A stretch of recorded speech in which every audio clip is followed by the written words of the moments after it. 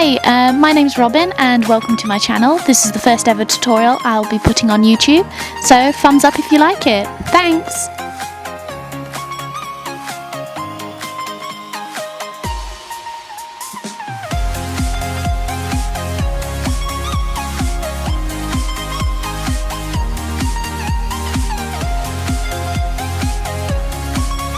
Hi guys, so the first thing you're going to need is a piece of craft foam.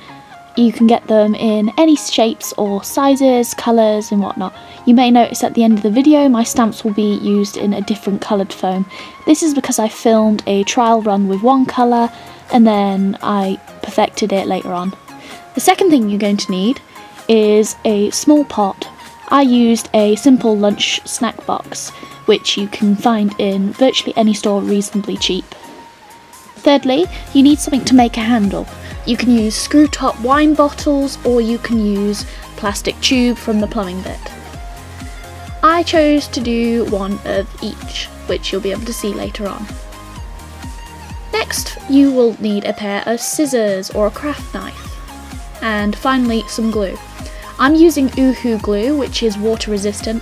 I don't advise using this if you're a child, and be very careful when you do use this, as if you squeeze too hard the glue will come out and that'll make a mess.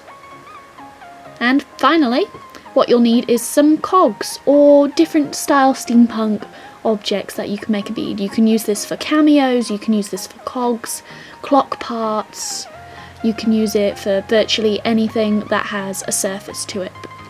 Okay, so the first thing you're going to want to do is to take your small snack pot and make little circular motions like you would with a cookie cutter on the foam.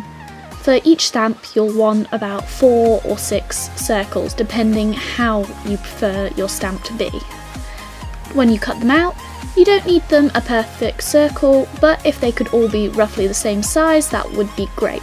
The camera's not focusing all too well on what I'm filming at the moment, but you can get the gist of it. Okay, so the third step you're going to want to do after cutting everything out is to glue them together. Now, you won't need too much glue when you glue this together, and if you accidentally put a little bit on the wrong side, don't worry, just cut yourself another circle and stick it to it. As I said, it doesn't matter how thick you make your stamp, as long as there is a barrier between the handle and what you're actually sticking.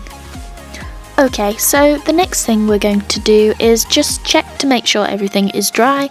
I'm using my thumb and forefinger, and what I am basically doing is small circular motions whilst gripping the foam stamp pad, just to make sure that the glue is dry. If it's not dry, all the discs will slip and slide. The next bit is gluing on the handle. To do this, you want a bit of glue in the centre of your discs, which are dry, and we just push the handle in, give it a small twist, and then we put a bit of glue around the edge of the tube. This is just to add a bit of security and so that it's a bit sturdier. Okay, so you can either allow this to dry or you can move on to the next bit, which is adding the cog to the foam. All you do for that is make sure either your cog is completely covered or that you've created a surface area of glue on your foam pad, which means that when you put your cog on, everywhere on the bottom of the cog will be stuck to the foam.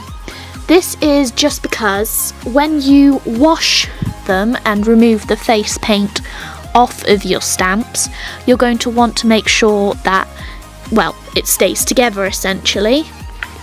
And that's it, you're done. So this is how they turned out, and I'm about to show you what it looks like on the skin. So it shows up really well depending on what sort of type you use. You can also make a variety of styles. You can do more than one piece of cog on a stamp pad to get different patterns, and it's really just up to you. But thanks for watching guys, and I hope you enjoyed my first ever YouTube tutorial. Thank you, bye!